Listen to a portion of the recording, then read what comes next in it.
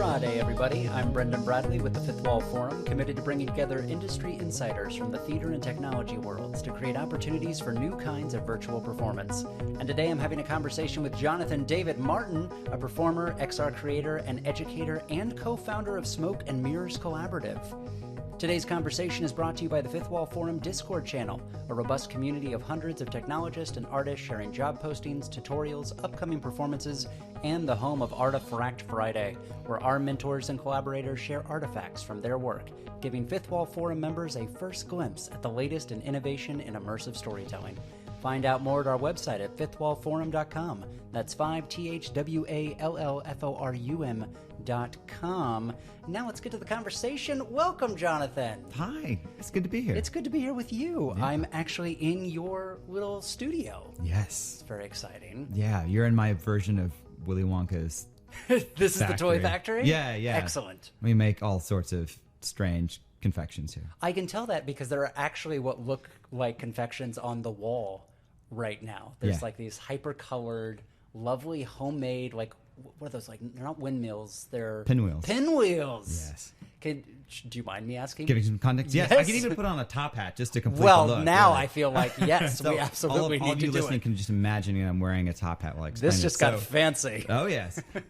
So this, in the studio, there's one wall that has this beautiful bit of art direction that was put up by Alex Angeles, who's working with me on a project called Tangible Hope Project. Okay. It's a documentary web series that is about people in small cities and big towns across the country who are doing amazing things to make their communities better places to live. Cool. So I drove across the country, took 2 weeks, and interviewed people along the way, in cafes and nonprofits and bowling alleys, wherever I could get people to have a conversation with. Did you just randomly go up to people in these places, or did you like set up these conversations? A bit of both. Okay. Many of them were just kind of happenstance, or were connected day of. The reason why there's a bunch of crazy art on the wall is because the next episode is about Austin, Texas. Okay. And it's sort of our way of exploring the idea of what exactly makes Austin weird. And so we thought we'd get into the mood a little bit ourselves with... and is that across the documentary series? You dress the space to kind of match your... No, not okay, always. So just for Austin. Just for Austin, okay. Yeah. So, but it is a vlogumentary. So it is me on camera talking about, giving some context for the conversations that people are going to be engaged with and seeing and listening to as they find out a bit about Austin and about some amazing nonprofits that are there. And so that's kind of what each episode is about, looking at a different geographic area and learning about it through the lens of local community activists, organizers, volunteers. Cool. And that's distributed on like YouTube? Or it's on YouTube. You can find it on our website, tangiblehope.org. Nice. And so that was kind of the big project I launched over the pandemic. So wait, during the shutdown, you were like, I want to feature a bunch of places all over the country. Well, I had actually done all of the principal photography. Oh, wow. So I'd done this whole trip. I'd shot it all. And then, had a few months where I was insanely busy and was like, okay, I've got to get to it. I've got to get to it. And then the world shut down. So it became much easier to sit in the studio and to start creating these episodes. So this is our sixth one out of 10. Wow. So we'll continue across the country, ending in California. Congratulations. Yeah. It's so funny. I'm here to talk about all the other things you're busy doing. And then it's like, oh, by the way, I also have this documentary series that I'm completely editing, that I've shot, that I've done all the work for. It's so cool. Yeah. Congratulations. You were accepted into the Oculus Labs program. Yeah, Oculus Launchpad program. Yeah, program. Thank you. And it is a laboratory. It is an accelerator for new works of VR. It's a thrill and a total honor to be in there because there is just a huge, amazing cohort of exciting creators and makers and developers that are a part of it with me. So that's just an amazing opportunity to be able to get to meet and engage with so many incredible people. How does that work, that community base? Is it, meetups on, video chat, or are there in-person meetups, or is it all, a Slack server, or how do you all collaborate? I would say that in a way it's not totally different than Fifth Wall Forum in the sense that the primary hub of communication is the Discord server. Mm-hmm. And the program is launched with a 3-day boot camp. This year it happened all online. Nice. So it's a lot of video conferenced events where we're getting to have conversations with each other, but also listen to great talks by people who are making things or thinking about different aspects of VR creation or optimization for Quest, since of course it's Oculus is invested in us making things for their platform, which is an exciting challenge and opportunity. And it wraps up in February, where for all the creators who are interested can submit vertical slices, so it's 2 to 6 minutes of a project in February, and they'll pick up to 10 winners of a grant. And so it's, I think, as much as the opportunity for financial reward, having that deadline and the accountability and all these other people making it with you, and also support from the Launchpad itself in terms of getting feedback as we go through the process, is so huge to just getting that stage where you make something. Right. You know, so much of the challenge is just to create content, to get something to that place where you can actually show it to people, get feedback, iterate on it. And so having these kinds of programs and things like Fifth Wall Forum are so invaluable. And so are you just there to work on your little slice, or because you're part of this community now, are you able to jump in on other people's sandbox sessions to kind of help stress test or help prototype, or maybe somebody wants your expertise for how user integration might be or how audience interaction might be? Yeah. So it's a little column A, a little column B. Cool. So the main focus is working on one project. In this case, I'm working with a small team of collaborators who are all, at this point, fellow Launchpad members, and we're working on one project primarily. But there's going to be lots of opportunities for us to bring in other Launchpad people to stress test, to pick their brains about a specific aspect of building the project, and we're doing the same for other people. That's amazing. There is this we're in this weird moment where there are grants and there are small opportunities, but it is still kind of an undefined capital I industry. No one really knows where it's going. What is it like to have so many plates spinning? I know I don't want to speak out of class, but I did an experience that you and Brandon Powers were putting together that was just aboard this like VR chat spaceship, and it was me then hanging out with you as like an AI for 5-10 minutes in a moment of kind of like connection to see what holding space and silence with an audience member might feel like. There's just such a plethora of these prototypes. Where do you kind of see it ping-ponging right now as we're trying to establish kind of what best practices for spinning up these projects are? Well, I think the first thing is making work. Both, for myself individually and helping to facilitate more work happening by other people in the space. I think that's how we'll start to learn more about the affordances of VR and AR and all the, everything that happens underneath the XR umbrella. What's exciting about being in the space is that there aren't any rules of what it's supposed to be or how it's supposed to be made. So there's so much opportunity there to figure out how you get in the virtual room, and make something and see what you learn, and then be able to share that out with other creators. So the advantage of it being a, lowercase I industry is that that's the primary conversation that's happening, and it's very horizontal, and people are mostly creators and enthusiasts and want to be sharing best practices. And so that creates the unique opportunity and responsibility for people then to get in that space and to try things out and to experiment. There's far less friction, I think, in XR to making things that are experimental in some shape or form. Right. And people are really excited about that in a way that feels different to me than in more established mediums. Now, I think it can be a tendency in XR to kind of presume some helplessness from the outside, right? Like if you wanted to get into a web series, you're like, oh, I've got to learn how to get a camera and film it or whatever. It seems like the barrier to entry is so large into figuring out, do I need to learn scripting? Do I need to learn 3D modeling? How do you approach a new project to truly experiment and kind of stress test something or throw some spaghetti at the wall? Well, actually, this project that I did with Brandon Powers that we were referencing is a great example. So both Brandon and I are creators, content creators, directors, performers, and so we're not going to go and spend a lot of time starting by developing something and coding something or building something through 3D modeling.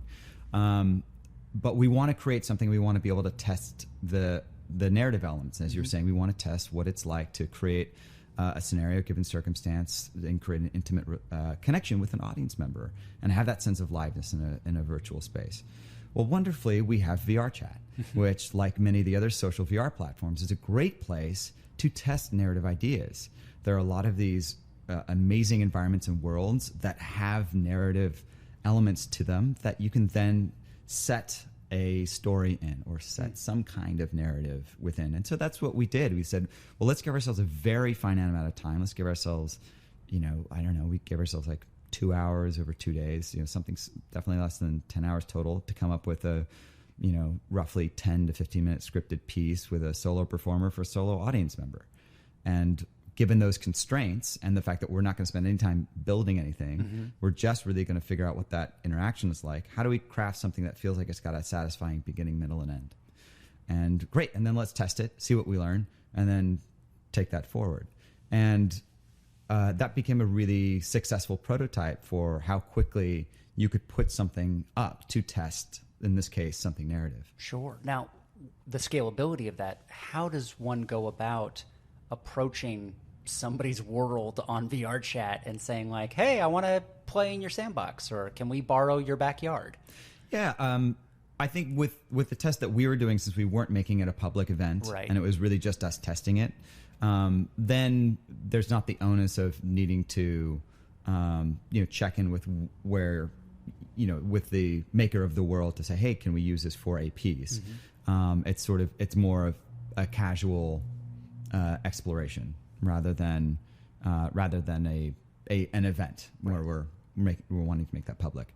But I think actually, looking at the way that Ferryman Collective and Welcome to Respite came about, I think that's a great example of where that team got together in part from having conversations with creators in VR Chat who are making incredible worlds and saying, hey, we'd like to make a live performance piece. Can we collaborate with you to make something? Would that be of interest? And they're like, yes, that sounds fantastic. I would love to do that. And so that's where that team of world builders and live performance content creators got together and then ended up making that piece. I love that. It really is speaking to similar to the culture you were describing at the Launchpad. That is a lot of this kind of horizontal community from different disciplines and different backgrounds coming together to really just collaborate on the medium itself, of really this curiosity of what can we do. You have a program at the University of Maryland that is kind of letting students similarly discover this collaborative culture and this curiosity around emerging technologies.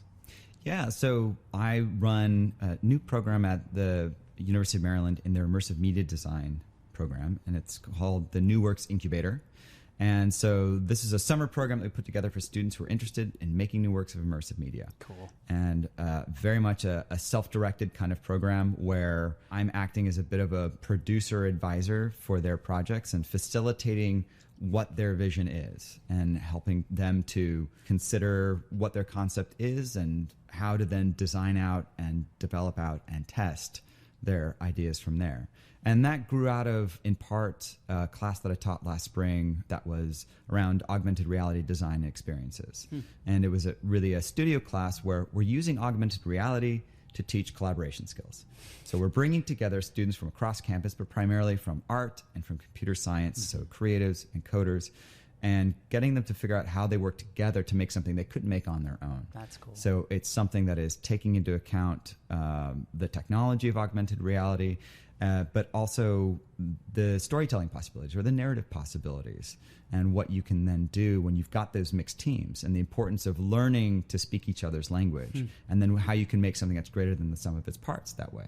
And so several students ended up making really fantastic work in that class, and we wanted to give them some opportunities to continue building that. At the University of Maryland in the fall, there's the Next Now Festival that's produced by the Clarice Center for the Performing Arts. And so we partnered with them to have our student creators present their work as part of the festival. That's so cool. So we had this great scenario that helps anybody create a work, which is a specific deadline and specific stakes. So the students know, okay, great, I've got a set amount of time to make something that then is going to be seen publicly. Right. And so that's great. And it was wonderful to watch the students rise to the occasion. Some students had ideas that they were bringing to the incubator. Other ones were starting from scratch. And they ended up making work that was really fantastic and unique and in its own way groundbreaking. What's fantastic about being in XR right now is that just about every piece is pushing the envelope in a new way on some dimension or other.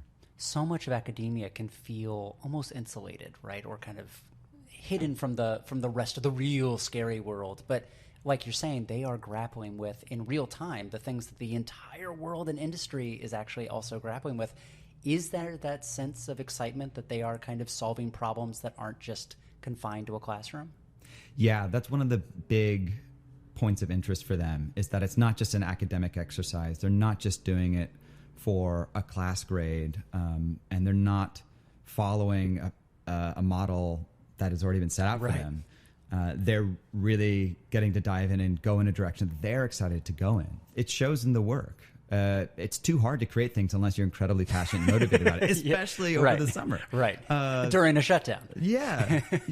Exactly. So it takes a lot of fortitude to do it. And I think because they have such ownership over the results, and you could see what an impact it made when other people came and tried out their experiences, and how it allowed them to see their work through fresh eyes.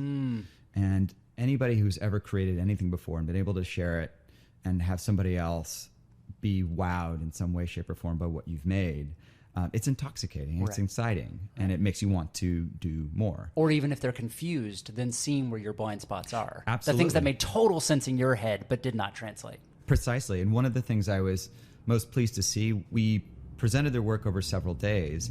And after the first day where people were able to come in and try out their works, several of the creators were back in the lab. And tinkering. retooling. Yeah, which was so exciting. So they really innately understood what I had been saying, which is this is always about something that's in progress. And you test, and then you rework, and then you test again. And they really got that. And they were really excited to continue to work on their piece. It wasn't like, okay, I presented it and said, now I'm done. They're like, oh, I presented it, and then, as you said, I learned new things that I want to tinker with, things that I want to improve, or things that I want to experiment with. Do you see those projects, or even just the lessons learned from those projects, now continuing to translate into either their next semester or possibly if they're graduating, where they kind of start getting their first job? We'll see. It's just been a week since. Sorry. None of them have been running for the hills. Okay, so that's good. You didn't scare anyone. The flip side to having the challenge of making something is that it can also lead to burnout. Sure. Right.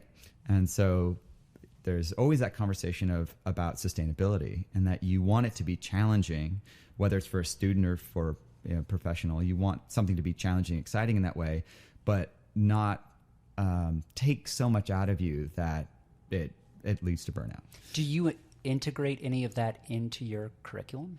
In the sense of, and this is true whether I'm teaching XR or if I'm teaching people in a more traditional performing arts context when making new work, is about getting the help that you need. I think I say that because it's one of the things I have the hardest time doing sometimes. Like, oh, I can do this, I can do this, I can do that. But it really makes a big difference when you get the right team together and you get the right support and you're clear about what you want to make. If all those things line up, then I think that's what leads to the most successful collaborations, successful process, and then successful product. Taking that outside of a educational environment with the work you've been doing for Smoke and Mirrors Collective, which I believe began as more of a theater producing entity that has now moved into an XR creation entity. What are some of the lessons that you're finding in early collaborations or early clients and developments for maintaining that balance of that curiosity while also meeting deadlines and expectations, while also making sure that you don't burn out and kind of over stress your bandwidth? Yeah, so just a little bit of context. Smoke and Mirrors Collaborative is a company I started with a couple of classmates of mine from NYU grad school back in 2011. Cool. And so it's now run by myself and Zoe Martinson, who's my co-producing partner. And as we started off creating new works of theater, we wanted to make work that was speaking to contemporary social issues. And so a lot of our work is kind of documentary based or based in, contemporary subjects. And a lot of that's what ended up getting me into XR. Kept wanting to create works around our digital lives, our digital identities, our digital relationships, our digital spaces, and found that I needed a new vocabulary as a theater maker to do that. So I started collaborating with technologists. And that's kind of what led me to becoming more and more curious about virtual reality, augmented reality.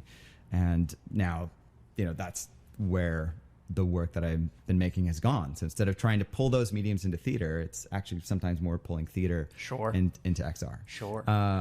I think a lot of the principles that apply to a good collaboration in theater and in creating new works of theater, especially if it's something that might be called devised theater or is being produced in an unconventional way, is that you need to have a lot of attention to how you're going to do that. There's not a model that you can follow when you're starting something from scratch, or you're not following a traditional producing model. And there are very few pieces in XR right now that have a model to follow. It is always helpful when you have a deadline. It is always helpful when you clear about your expectations and responsibilities and scope of the project. And also that if you can start somehow small so that you can build, a minimum viable product. You can start with just that core little kernel, test it and see what you've got. That seems to be where things, in my experience, have been most successful, especially in XR. It's also where some of the biggest surprises can come, in that you're like, okay, well, this should be simple. That is the most dangerous sentence anyone ever utters. Right. And then when you discover it's not simple, then unearthing why it's not simple can be quite illuminating, where it can be actually one small design choice that really affected it. I'll actually give an example, not from Smoke and Mirrors Collaborative, but actually from one of my student teams. So they were creating this really fantastic AR horror installation piece. And they had built an initial prototype of my class using plane detection. So as you would go around through a space, you would be using a tablet, and through the tablet you'd be seeing digital content augmenting in the space and creating some of these interesting horror on the different effects. planes. And so it'd be using the planes as to tell the system where to place those objects. But that can get a bit complicated and requires just some more coding expertise in particular to do what they wanted to do. Originally, I'd imagined this as an at-home experience, and so plane detection made sense because everybody's space is going to be different. Right. What they sort of belatedly realized was that was really hanging them up from doing narratively what they wanted to do. And since they were now doing it as an installation piece and they could control the space, it made sense for them to switch to using something simpler to execute, which were image targets. Right. And once they made that fundamental switch, they realized what had kind of been hanging them up, and they were able, in a very short amount of time, to totally rebuild and retool their piece to change that approach to the back end part of their experience. I love that. Absolutely love that. You are one of these rare people that is able to straddle the kind of capital T theater and the capital X and capital R XR worlds. Whereas I think that sometimes virtual theater upsets somebody that it isn't really theater, but you've done some really remarkable performative works in these new systems. Specifically, I think of things like Pandora X. I'd love to hear about if there were any of those similar discoveries through those processes, that a live workshop, a rehearsal process revealed things within the system that then became parts of the show. Absolutely. Finding Pandora X is a great example of a piece evolving through iterations and happening really quickly. In fact, the whole show itself happened because of a pandemic pivot. So originally, the piece that we were going to do, so this is with Double I Studios, Kira Benzing is the director of the studio, and we worked together on a piece called Love Seat back in 2019 that we took to the Venice International Film Festival. And so she approached me to do a new piece that was going to be around the Pandora myth. And originally it was going to be something we were going to workshop at La Mama, and I was going to be playing a virtual character and probably performing remotely as this virtual character that the audience would see on a screen in the space, and Pandora would be a character that they would primarily connect with on stage. Physically as a person. On stage. That's right. Okay. And of course the pandemic you were a puppet basically on stage with then interacting with a live person. That was kind of the general direction that was going. Cool. Pandemic hits. Now everybody's a puppet. So what that meant is that we then couldn't approach it that way. Right. So the initial workshop ended up being this kind of monologue that Zeus had in Mount Olympus of kind of calling and conjuring the Greek chorus to then go on this quest to get back the box of hope that Pandora's secreted away for all these years. And so it suddenly became a totally virtual piece that was located in VR chat on that social platform. That's where the world was built. The audience comes in as a Greek chorus and they engage with the gods. So the initial experiment with that was just like, great, let's write Zeus a monologue and let's see what happens. Yeah. And that taught us a lot about what was going to work best for a virtual audience versus a live audience, or versus for a streaming audience. Since that first workshop, we both did it for people that were in headset, that were the Greek chorus members with me in the virtual space, but also there was an audience that was watching it via stream. And so you can actually see a archived run through the workshop, but there are times where you can see me, the performer, performing in my living room, as well as the avatar that I'm puppeting. But we realized quickly that it was probably going to be best to really focus on one audience group or the other, the streaming audience or the audience that's in headset in VR. And so Finding Pandora X really became, how do we create a really unique experience that's fully embodied for those audience members who are cast as the Greek chorus to come on this adventure with us. And in those first workshops, we also learned that flying is a really fantastic technique, tool, element of a VR piece that suits this character in this context really well. So let's figure out the ways that we can use that. And through those workshops, there was lots that I could learn about how to kind of control flight and use that and engage with an audience in unique ways as a result of it.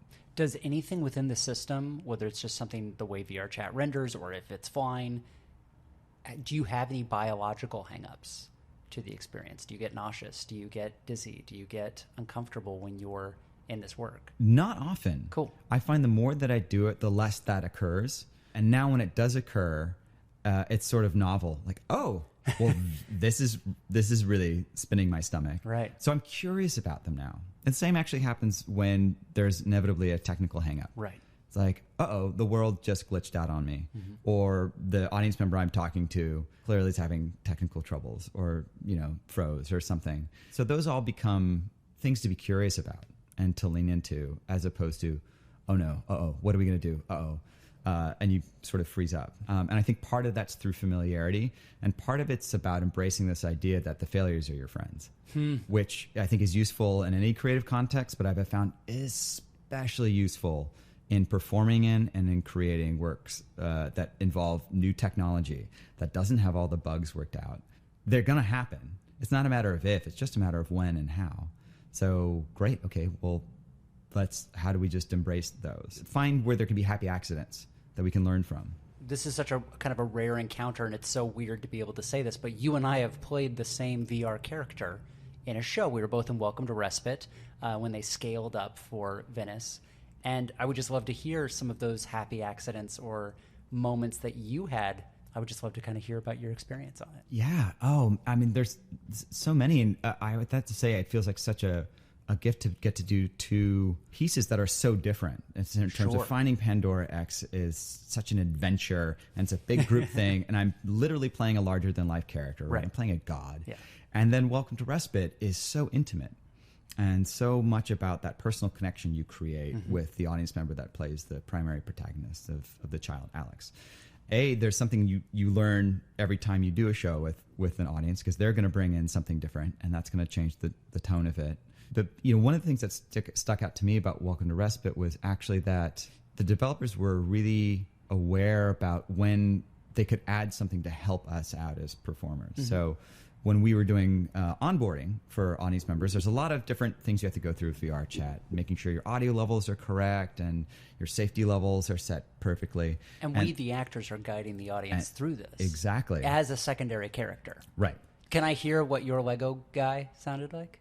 Oh my God! Really? Yes. I get to be here. Oh my God! This is so exciting! Oh! Wow! That's fantastic. Yeah. So he was incredibly excited, very enthusiastic, and maybe a little too squeaky. But mine was very squeaky. Lovable. Mine was much more shrilly and squeaky. Guy. Yeah, it's a Lego guy. Come on. Yeah. So that was thoroughly delightful. To just play a Lego man. I feel like that's a thing on my bucket list I can now check off. But my point being that the developers had created visual panels to help illustrate what we were trying to get them to do. And it created this fun narrative opportunity as the character to say, okay, I get to do my one magic trick. I'm really excited to do this magic trick. Okay, 1, 2, 3, and then I can trigger those panels to pop up. And yes, it's about just technically getting through the onboarding. Sure. But there's a little bit of play that gets to be there. And we get to take advantage of the fact that it does feel like magic. When for them, all of a sudden, there are these panels that just popped up out of nowhere. Absolutely. I love that. Was there anything for you that comes to mind? I mean, more as you were describing all this, I think what I was realizing was for me to learn lines in headset is harder. I can't access text on the fly, like when I'm learning something and getting it off the page that first couple of times before rehearsals or in early stumble-throughs. That when I'm in headset, the claustrophobia takes over a little bit and I get a little tunnely, and I can't access the part of my brain that I have the lines in kind of short-term memory. But when they transition into muscle memory, it's actually much faster for me to stand up a show. So I remember the team saying, we're so sorry there isn't a lot of rehearsal. But by the second rehearsal, I felt like I knew the show. Yeah, it makes me think of two things. One is I would hypothesize that part of the reason why it stuck in your brain that way, and I think it does for me as well, is in part because what we're really learning is about the scenario and the connections and the relationships really much more than the specific lines of dialogue. Welcome to Respite was really focused on that more than the specific lines. I got a couple of line notes. Did you? Not to say they didn't want you to say the words on the page, but by the necessity of the fact that one of the main characters you're acting with is going to come in and say whatever they're going to say as an audience member. Mm-hmm. There is a certain amount of what you really, really need to know is what the circumstance is and what this moment is about, deeper than just the lines. Mm-hmm. And I found for myself, when I really understand and can embody that, whether it's on stage or whether it's in a headset, then the rest of it comes much quicker and easier, and I own it more. Also, in VR, because we're triggering a lot of the effects and creating, because we have more responsibility in a way, I think that helps, at least for me, it helps me understand those nuts and bolts about character and relationship in a deeper way. It feels much more like a touring show or community theater when you're actually like loading in the set from the van and like getting everything set up, and you're kind of like helping other scenes with their props or their transitions because you're all acting more as that ensemble. Yeah, you're more than just a performer. You're also somebody who's creating effects that are happening in the world and transitioning things. And we're using one headphone that is connected to Discord so that we have that back channel to communicate. And so I think that additional responsibility, I think it helps you to own it in a way that might be more challenging if you're just coming in and your purview is much smaller to just perform, just do that character. When I describe what we're doing technically to do the show to other people, it seems to almost scare people away. How did you find learning to be able to have like a headphone in World and a headphone in Discord and the triggers of the hands to be able to make your blend shapes on your face do different things? How was that process for you? I know you bring such an enthusiasm and curiosity to everything, but was there a learning curve to that? For sure. Okay. I think it really helped me that I had the experience of performing in Warhorse as a puppeteer and that. And I didn't have really any puppeteer training previous to working on that production. But that process of learning how to puppet those horses, and in that case, to learn how to create a character with two other people as well, I developed an appetite for that kind of multitasking, where you're doing something very technically specific while still embodying and playing a character as if it was just your body. And VR, to me, performing in VR feels very similar to puppeteering.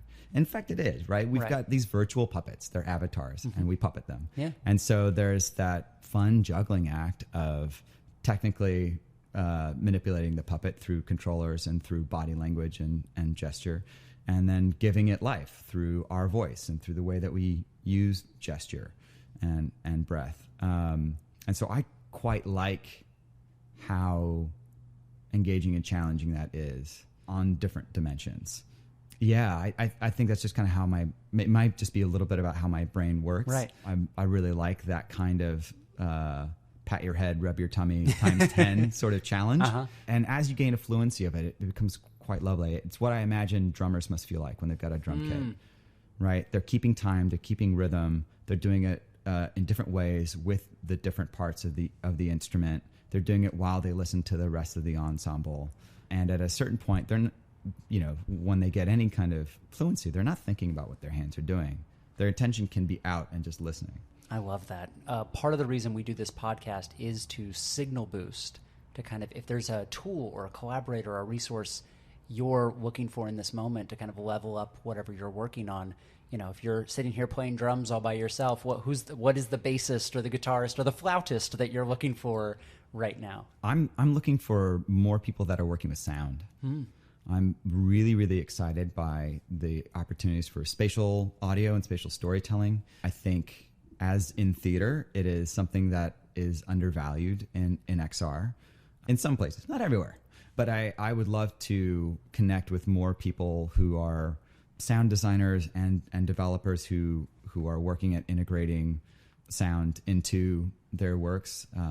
That's one part of it. People who are doing things with animation or 3D modeling. Would love to know some more people in those ways. But by and large, I'm always excited for new conversations. I love the fact that I've met so many people who wear many, many hats across the technology, arts, and other sectors. And I've always found those conversations fascinating. And then the collaborations that end up happening, whether they're directly with me or that I get to facilitate putting two people together on a project, because I think that they may have something to contribute to each other's work. That's fantastic as well. Speaking of connecting people, how does someone connect with you? Yeah. Find me through my website, jonathan-david-martin.com. Twitter, John David Martin, JONDAVIDMARTIN. LinkedIn. Those are probably the best ways. Invites for virtual copies or otherwise. Yeah. Well, great. Well, thank you so much for having the conversation with me today. Actually, it's a total pleasure. And we should say this is the first time we've actually gotten to meet. It is true. IRL. It is. We had a Zoom call where we said we should have a taco, and we just had a taco and then did a podcast. So very good. It's been quite a day. It's been quite a day. Thanks so much to Jonathan David Martin for the conversation. If you want to join me on the show, find me online at the handle Brendan A. Bradley or go to fifthwallforum.com to find out more. I'm Brendan Bradley wishing you a happy Friday, and I'll see you next time.